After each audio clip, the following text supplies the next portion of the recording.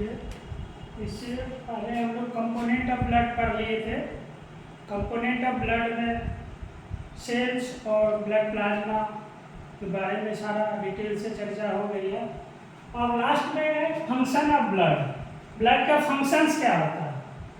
तो देखिए पहले भी बहुत बार इसको देख लिए थे कि मेन इम्पॉर्टेंट रोल जो होता है हमारे यदि टिश्यू की बोले ऑर्गन्स में तो ब्लड ही आता है। इसीलिए कि अल्टीमेटली जो भी हमारा मेटाबॉलिज्म है, मेटाबॉलिज्म के लिए जितने भी न्यूट्रिएंट्स की जरूरत पड़ेगा, है ना, वाटर का पड़ेगा, इलेक्ट्रोलाइट्स का जरूरत पड़ेगा, एंजाइम्स का जरूरत पड़ेगा, हार्मोन्स का जरूरत पड़ेगा, जो भी है, या टिश्यू फ्लूइड की जरूरत होगी, तो सारा कुछ जो सप्लाई किसके द्वारा होगा, अल्टीमेटली ब्लड के ही थ्रू।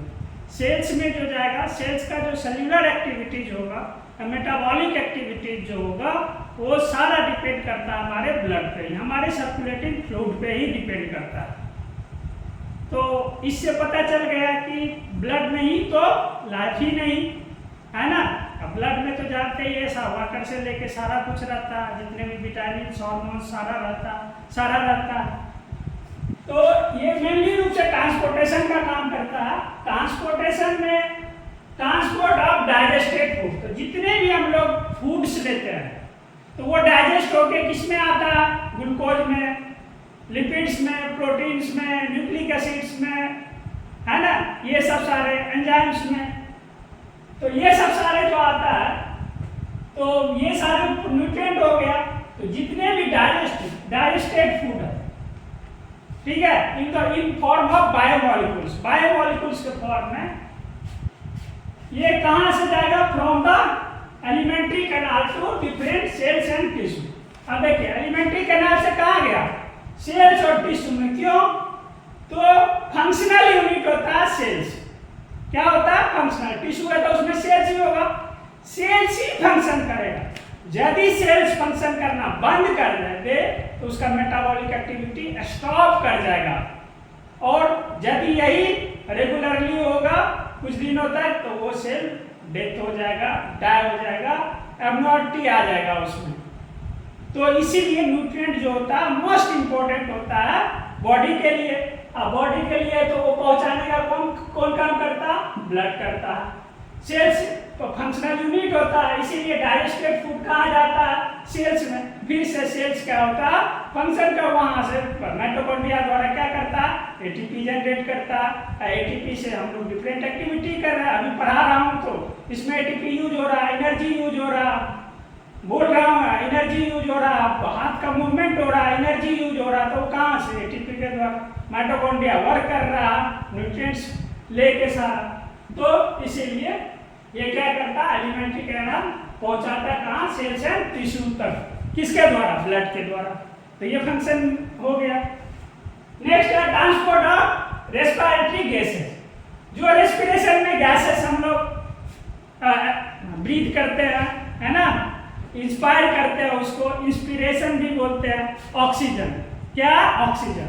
तो ऑक्सीजन को देख ही रहे हैं कि क्या करेगा, कैरिट करेगा। तो ब्लड क्यों कैरिट करता है, इसीलिए पढ़ेगा। उसमें हीमोग्लोबिन पाया जाता है, हीमोग्लोबिन में बाइंडिंग एक्टिविटीज होता है आयरन के कारण, इसलिए ऑक्सीजन को बाइंड करके ब्लड के द्वारा फिर वो पहुंचाता। तो ये क्या करेगा, O2 को कैरी करेगा। O2 is carried from the respiratory organ to the cells and tissue. इसीलिए देखे होंगे जो भी हम लोग ग्लूकोज लिए, ऑक्सीजन क्या जारी हुई, जो ग्लूकोज लिया तो ग्लूकोज का अब क्या होगा, ब्रेकडाउन होगा। जैसे ब्रेकडाउन होगा तो क्या होगा, C6H12O6 प्लस O2, है ना, O2। फिर ये क्या होगा, ATP में प्लस H2O, वाटर तो होगा ही। तो ये क्या होगा, बनाएगा क्या, ATP बनाएगा, प्लस CO2 रिलीज होता है, CO2 रिलीज करेंगे, अब प्लस H2O यूरिन के द्वारा क्या होगा, वाटर निकलेगा। तो C6H12O6 प्लस O2, ऑक्सीजन मिला, रिएक्शन किया बहुत सारे एंजाइम्स के प्रेजेंस में, और उसके बाद फिर क्या प्रोडक्ट बना, ATP बना। उसके बाद CO2 रिलीज हो गया, उसके बाद वाटर रिलीज होगा। तो दैट मीन्स रेस्पिरेशन हो रहा, O2 नहीं तो फिर खाना होना ही बेकार है सारा, रेस्पिरेशन ही नहीं होगा, टिश्यू रेस्पायर ही नहीं करेगा, टिश्यू फंक्शन ही नहीं करेगा। तो देन क्या होगा, cells and tissue to the respiratory organ. तो रेस्पिरेटरी ऑर्गन में के लंग्स, ट्रैकिया, ये सब पता ही है, रेस्पिरेटरी ऑर्गन होता है। ओके, ट्रांसपोर्ट ऑफ हार्मोन्स, जितने भी हार्मोन्स है पढ़े थे इससे पहले, T3, T4, TSH, growth hormones पढ़े थे। तो जितने भी हार्मोन्स है ना, कुछ रिप्रोडक्शन में पढ़े थे, रिप्रोडक्टिव हार्मोन्स है, वो सब सारा जितने भी हार्मोन्स है वो सेक्रेट कौन करेगा, एंडोक्राइन ग्लैंड करेगा। हमारे बॉडी में एंडोक्राइन ग्लैंड है वो, तो वो सेक्रेट करेगा, वहां से जिस एंडोक्राइन ग्लैंड से सेक्रेट होगा उसके बाद जहां जरूरत होगा वहां पे ये क्या करेगा, ब्लड पहुंचाने का काम करेगा। नेक्स्ट है ट्रांसपोर्ट ऑफ एक्सक्रीटरी मैटर। अब जो भी मेटाबॉलिक एक्टिविटीज हो रहा था इसमें बहुत सारे वेस्ट भी निकलते हैं, जैसे स्वेट हो गया, यूरिन हो गया, फेसेस हो गया, तो ये सब सारे जितने भी एक्सक्रीटरी वेस्ट है, मैटर है, ये भी क्या होगा, आउट होगा। तो कहाँ, from the kidney and other organ, kidney और अदर ऑर्गन से ये सब सारे वेस्ट जो होगा क्या होगा, ये बाहर होगा, एक्सक्रिएट होगा। Then transport of heat.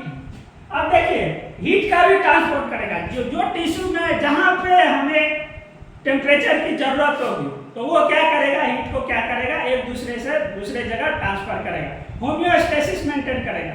जैसे मान के चलिए आपको अभी शिवरिंग हो रहा, कोल्ड है, शिवरिंग हो रहा, शिवरिंग वगैरह मसल्स कॉन्ट्रैक्शन हो रहा, मसल कॉन्ट्रैक्शन कर रहा, तो एनर्जी कहाँ एक्सचेंज हो रहा, डिफरेंट सेल्स और टिश्यू तक, तो नॉर्मली क्या हो रहा, फंक्शन कर रहा इस तरह से।